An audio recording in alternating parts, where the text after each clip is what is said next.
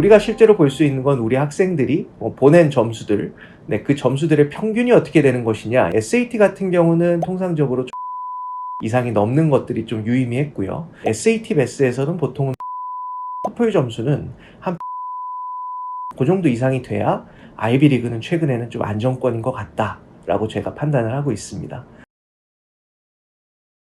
안녕하세요, 이준용 원장입니다. 오늘은 좀 흥미로운 주제 하나를 가지고 여러분과 함께 이야기해보는 시간 나눠보면 어떨까 합니다. 최근 아이비리그를 졸업하신 분들 또 자신의 자녀가 대학을 준비를 할 때 대체 뭘 얼만큼 준비해야 요즘은 이 학교들을 들어갈 수 있는지에 대해서 많은 의문들을 가지고 계신 것이 사실인 것 같습니다. 왜냐하면 우리가 예전부터 합격률의 추이들을 통계로 계속 나온 부분 살펴보면요, 1980년대, 2000년대, 또 2010년대, 2020년대를 걸쳐 오면서 거의 합격률 자체가 시작전부터 끝전까지 거의 10분의 1 토막이 난 경우도 있었고요. 거의 5분의 1 토막까지 내려간 경우도 있었기 때문에 요즘은 합격을 하기가 정말로 어려워진 거 아닌가라는 이야기들이 정말 많은 것도 사실이고요. 그리고 지난번에도 꾸준하게 말씀을 드렸듯이 최근에 이제 교육 시스템의 선호 현상이 특정 전공에 또 두드러지기도 하고, 또는 이제 동양권에서 대부분 서구권 교육을 받는 부분을 선호하는 경향들도 좀 뚜렷해졌기 때문에 최상위권 대학에 쏠리는 현상들도 더욱더 심화되는 것도 사실인 것 같습니다. 그래서 오늘은요, 저희 학생들을 실제로 보냈던 사례들을 바탕으로 통계를 좀 낸 거를 기반으로 해서 대체 요즘 학생들은 뭘 얼만큼 해야만 아이비리그를 갈 때 최소한의 요건들을 갖출 수 있느냐, 요것들에 대해서 한번 이야기해보는 시간 가져보도록 하겠습니다. 자, 일단은 첫 번째로 우리가 살펴볼 것은 학교 생활이죠. 일단 학교 생활에서 완전하게 충실한 생활을 했다는 이력들이 당연히 중요할 것입니다.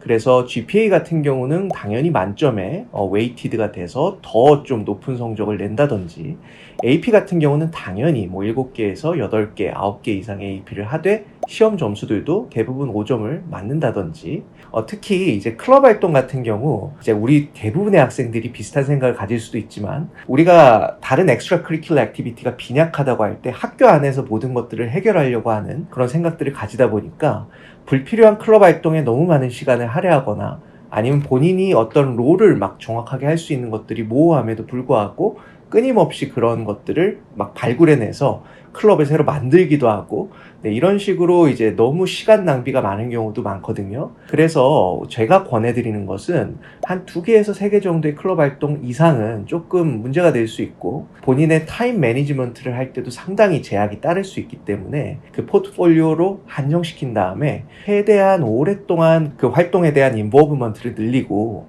그 다음에 적어도 11학년, 12학년에는 그 클럽의 리더십 포지션까지를 경험해 보는 것이 우리가 선택과 집중을 하는 데 있어서 상당히 좀 유효한 전략적 접근이 아닌가라고 생각하고 있어요. 그래서 학교적인 측면을 우리가 살펴봤고요. 그리고 두 번째는 점수적인 측면입니다.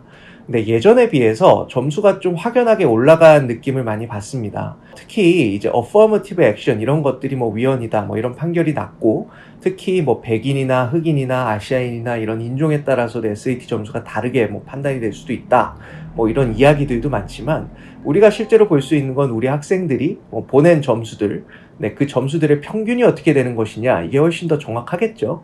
그래서 요즘 데이터를 한번 살펴보면 SAT 같은 경우는 통상적으로 1550점 이상이 넘는 것들이 좀 유의미했고요. 보통 우리나라 학생들은 프리칼큘러스를 그렇게 어렵게 풀진 않기 때문에 SAT 베스에서는 보통은 만점, 그리고 리딩 버브 이런 섹션에서 750에서 760, 770 그 사이에서 점수들을 내는 것들이 아이비리그의 SAT 제출할 때 안정적인 점수다, 우리가 이렇게 지금 판단을 할 수가 있겠고요. 두 번째는 토플이라는 것들이 사실은 요즘 많이 관점이 바뀌었어요. 토플을 예전 같으면 이제 우리가 Secondary Language Proficiency 이거를 가지고 9학년 때부터 12학년 때까지 영어로 공부를 하는 학생들은 토플을 낼 필요가 없다라든지, 이런 풍토가 좀 많이 있었는데, 최근 코로나가 터지고 나면서 이제 엔데믹으로 전환됐잖아요.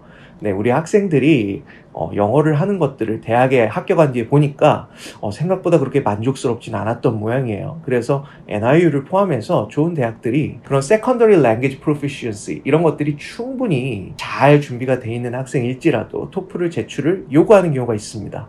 그래서 통상적으로 토플 점수는 한 113에서 114, 그 정도 이상이 돼야 아이비리그는 최근에는 좀 안정권인 것 같다라고 제가 판단을 하고 있습니다. 네, 그래서 점수적인 측면에서 SAT와 토플에 대한 점수들의 평균 값들을 우리가 살펴보았습니다.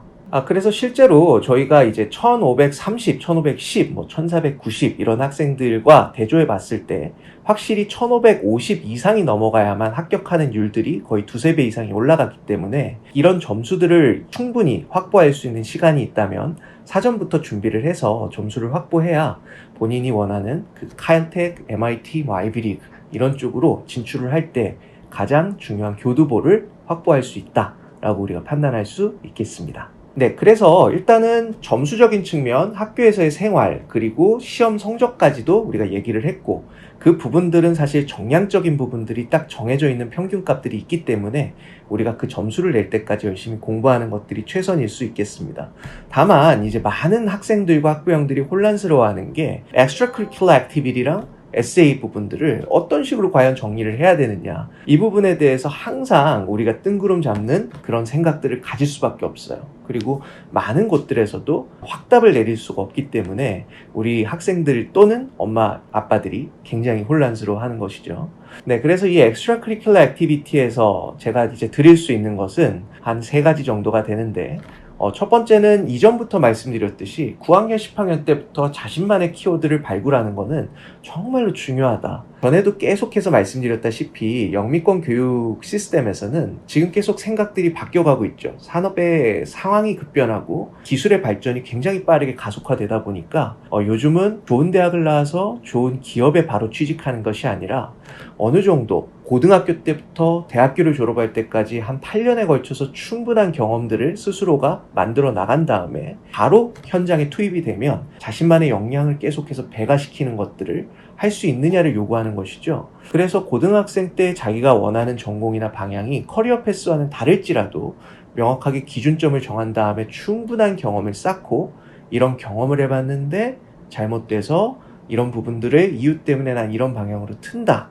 네, 이런 사고의 흐름으로 9학년 때부터 준비를 해보는 것들이 선행되지 않으면 생각보다 대학생 때도 내가 대체 뭘 위해서 이 공부를 하는지 모르는 학생들이 많다는 것이고, 최근에는 대학들에서도 그런 학생들을 별로 원하진 않는다 라고 우리가 얘기를 할 수가 있겠어요. 그래서 어플리케이션 팀을 일단 확정을 진 것들이 좀 나오게 된다면, 두 번째로는 액션 플랜을 우리가 짜볼 수가 있겠죠. 저는 이 CA에 있어서 최근 들어 최상위권 대학을 선택하는 아이들에게는 3-3 룰 셋이라고 우리가 얘기를 합니다. 3-3 룰을 정해서 그 3가지씩은 무조건 채우는 것들을 우리가 반드시 좀 준비를 해보자 라고 얘기를 하는 편이에요. 첫 번째 3가지는 인턴십을 3가지를 연계된 그런 활동들에서 한 4년에 걸쳐서 해보라는 것입니다. 그래서 9학년 때부터 우리가 이런 자신만의 테마를 정하는 게 중요한 이유는 관련된 인턴을 할 시간은 사실 여름방학 때밖에 없잖아요. 그래서 9학년, 10학년, 11학년 이런 식으로 3년에 걸쳐서 자신의 관심사가 밀접한 연관이 있는 인턴을 3개 이상을 하는 것들이 유효했다는 점, 그게 하나의 3 룰이고요.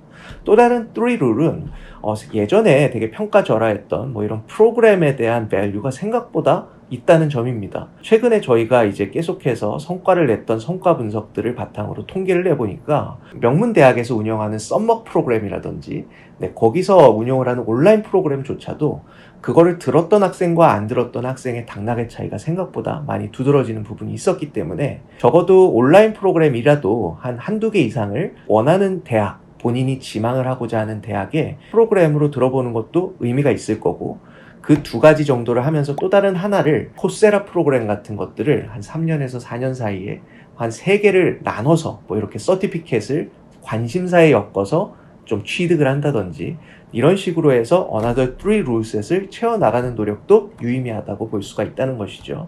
더 나아가서는요, 일단 요즘은 우리가 얘기하듯이 STEM, 비즈니스 또는 기계가 대체할 수 없는 이런 사람만의 영역의 전공들이 정말로 많은 학생들에게 다 쏠려있는 이런 현상이 두드러지고 있다고 말씀을 했잖아요. 근데 이 3가지 영역에서 공통되게 중요하다고 판단되는 과목 자체가 수학이잖아요. 근데 이제 수학이라는 것들을 우리나라 학생들은 굉장히 미국 수학이 쉽다고 생각을 하는 경향들이 있는데, 사실은 미국의 수학에서도 조금 더 어드밴스 레벨로 올라가면 올라갈수록 상당히 좀 난이도가 높아질 수도 있고, 특히 차이점은 한국식 수학은 계속해서 다양한 패턴들을 반복해서 그 패턴들이 익숙해지면 단시간에 순발력을 통해서 높은 성과를 내는데, 이 미국에서 조금 더 난이도가 높은 수학의 난이도들은 스폰테니어스하게 모르는 문제가 갑자기 탁 나왔을 때 자신이 이미 알고 있는 문제 해결 능력, 자신이 가지고 있는 문제 해결 능력을 바탕으로 해서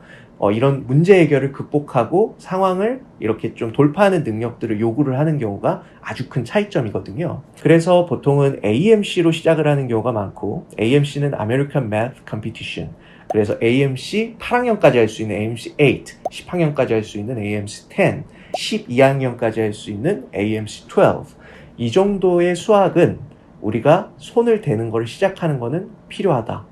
그래서 AMC가 ECA로서 과연 좋은 역할을 합니까 하면 사실은 요즘은 그런 것 같지는 않아요. 그래서 보통은 AMC 12 정도의 이런 시험을 봐서 거기서 특정 성과 이상이 났을 때 AIM이라는 시험까지를 볼 수 있는 자격, 네, 이런 것들을 주어지는 거, 또는 AIME에서도 특정 점수 이상을 내서 이런 부분들에 대한 점수를 제출할 수 있는 최소한의 점수를 확보하는 것이 요즘은 좀 중요한 차이라고 볼 수 있겠습니다.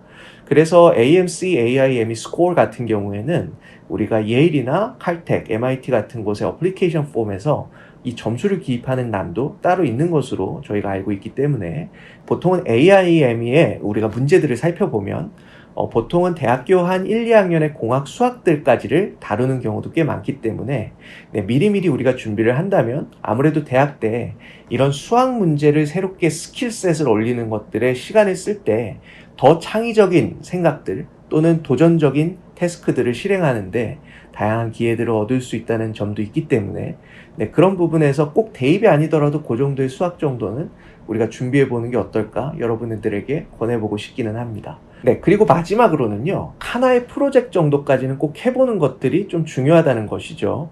제가 아주 예전부터 이 유튜브 활동하면서 학생들에게 강조했던 부분이기도 하죠. 그래서 자신이 관심사가 있다면 단순히 그냥 가만히 생각만 하는 게 아니라 자신만의 어플리케이션, 자신만의 비즈니스 모델, 이런 것들을 만들고 구현해내는 과정들을 꼭 해봐야 된다. 그리고 이 현실 세계에서 그것들이 적용된 과정의 성과들을 좀 기록을 해서 자신이 이런 생각한 것들을 자신만의 역량으로 뭔가를 보여줬을 때 이 사회에 어떤 영향이 있는지까지를 본인이 인지하는 것이 굉장히 중요하다라는 말씀들을 여러 차례 드린 바가 있잖아요. 거기서 좀 더 나아가서 생각해보면요, 예전에는 이런 비즈니스를 해봤다, 그리고 비즈니스에서 성과는 이렇다를 얘기하는 것만 해도 정말로 유니크한 학생들이었는데, 요즘은 사실 되게 조악하게 크몽이나 아웃소싱 사이트를 좀 빌려가지고 굉장히 조악한 비즈니스 모델을 만들어 놓고도 내가 이런 걸 해봤어요 라고 주장하는 학생들이 좀 많은 것 같아요. 근데 사실 저는 항상 강조하는 게, 다른 학생들과 되게 비슷한 이런 상황을 본인들이 계속해서 순응한다는 거에 저는 거부감들이 있거든요. 근데 요즘 같으면 찐으로 한번 보여주는 게 중요하겠죠. 진정하게 요즘 보여줄 수 있는 방법 하나를 마지막으로 팁으로 알려드리면서 오늘 영상을 좀 가름을 하고자 하는 건데요. 최근에는 본인이 마음에 드는 뭔가 아이디어가 있을 때 이렇게 물리적으로 뭘 만드는 것도 가능하지만 소프트웨어적인 측면으로 접근을 해서 이런 다양한 사회의 변화들을 만들어가는 과정이 가능해졌습니다. 그래서 GitHub라는 사이트가 있거든요. 그래서 자신이 뭔가 생각을 해서 만드는 전반적인 과정을 하나하나씩 포스팅을 하고 거기에 따른 자기가 만든 소스 코드들을 공유를 하는 것들을 통해서 우리가 랩 포트폴리오를 충분하게 만들고, 누구라도 봐도 이 캡스톤이 어떤 목적이고 어떻게 구현됐는지를 볼 수 있는 포트폴리오를 잘 만든다면 기존에 있는 그런 조악한 비즈니스 모델 같은 걸 얘기하는 친구들보다 훨씬 더 경쟁력이 있을 거라고 추정을 합니다. 그래서 최근 들어서 우리가 이 9학년부터 12학년 때까지 캡스톤을 실시한다고 했을 때 가장 중요한 대목은 아무래도 디테일이다 라고 생각을 하는 것이죠. 그래서 디테일한 부분은 어디서 나오냐? 내가 생각했던 과정들을 설명할 수 있는 걸 글로써 설명도 하고, 또 글뿐만이 아니라 내가 소스 코드나 또는 거기서 구현이 될 때의 에셋들, 그리고 구현하는 과정에서의 실제 사진 같은 것들을 생생하게 포트폴리오 형태로 준비를 해놓으면 나중에 입학사정관 같은 사람들도 물론 리뷰를 할 뿐만 아니라 자신도 그 이력 관리가 된 상황에서 조금 더 시행착오들을 분석하고 더 다른 생산적인 활동들로 이어나가는 데 있어서 대학생 때도 굉장히 유용한 추출돌이 될 거라고 확신하는 것입니다. 그래서 오늘 영상을 좀 정리해보면 이런 식으로 요약해 볼 수가 있죠. 1번, 일단은 학교 생활을 할 때 충실한 건 당연한 것이다. 근데 숫자로 따지면 AP는 6개에서 8개, 5점을 좀 유지하는 게 중요하고, 클럽 활동은 웬만하면 많이 하지 말아라. 좀 정해진 3가지 안에서 운동, 음악, 또는 자신의 관심사, 이렇게 3가지 축을 가지고 오랫동안 하면서 우리가 최종적으로는 리더십 포지션까지를 경험해 보는 것이 중요하다. 그리고 두 번째는 점수는 요즘 SAT는 1550 이상, 토플은 113점 이상이 먹히더라. 그리고 세 번째는 우리가 3 룰셋을 기억하자. 3가지의 관심사 있는 인턴을 4년 동안 한다는 것, 또는 나머지 3가지는 학교, 본인이 지망하고자 하는 학교에서 제공하는 프로그램들 플러스 자신의 관심사에서의 서티피켓을 코세라 같은 플랫폼을 통해서 맞추는 걸 통해 3가지를 따로 채워보자. 거기에 플러스 알파로 캡스톤을 해보고, 말로만 떠드는 게 아니라 글과 증거들을 GitHub 같은 플랫폼에서 다양한 포트폴리오로 구성을 해서 대입 준비 때까지는 그런 것들을 구성하는 노력들을 병행해 보자. 여기까지가 오늘 이야기의 핵심 내용이었습니다. 아마 이 내용들을 듣고서도 실제로 실행하는 것들이 그렇게 만만치는 않을 겁니다. 왜냐하면 GitHub 포트폴리오라는 것이요, 우리나라에서도 프로그래머들이 어느 정도 자신만의 좀 어느 정도 커리어가 쌓였을 때 다른 회사로 이직할 때 보여주는 그런 느낌의 포트폴리오를 우리가 일컫는 것이기도 하기 때문인데요. 아까도 말씀드렸듯이 우리가 4년 동안, 고등학교 4학년, 대학교 4년 동안 어떤 경험들을 얼마나 완성하느냐가 요즘 아이들에게는 직업적인 또는 생존의 성패를 가를 수 있는 관건이라고 보기 때문에 고등학생 때도 그와 같은 성숙한 경험들을 좀 요구해 가는 트렌드로 변화하고 있는 것이 사실인 것 같습니다. 네, 그래서 언제든지 이런 부분들을 실행하는 것들이나 의문사항이 있으실 때는 저희한테 문의를 해주시면 우리가 한번 진중하게 함께 고민해보는 시간 가져보도록 하겠습니다. 오늘도 경청해 주셔서 고맙습니다.